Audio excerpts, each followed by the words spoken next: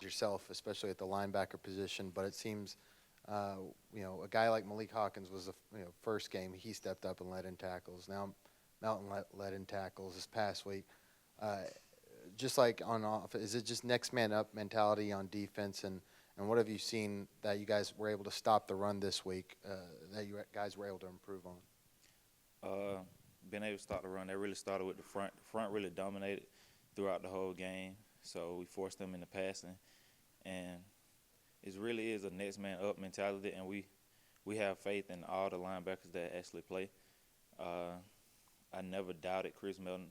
He's even considered a starter in my mind, so I wasn't surprised when he had all those tackles. DJ, the last 2 weeks, you guys have started a little slow defensively and then really come on strong in the latter half of the game.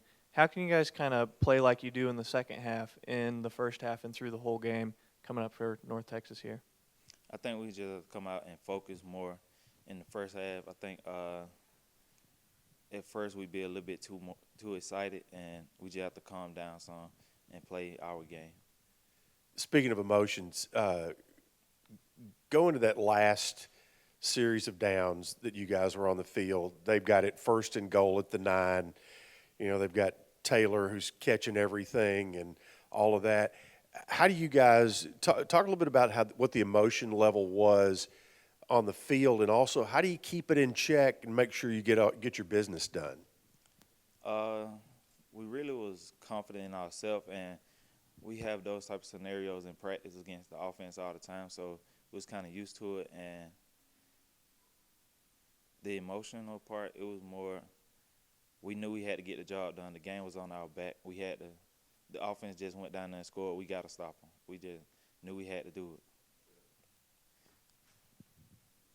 it.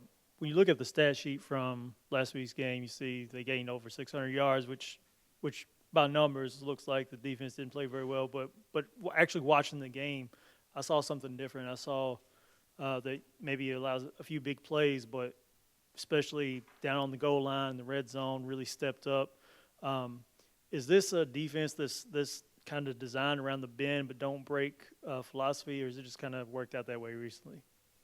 We always say bend, don't break, but we gave up a couple of explosive plays that shouldn't have happened, and we'll get it fixed. We will get it fixed.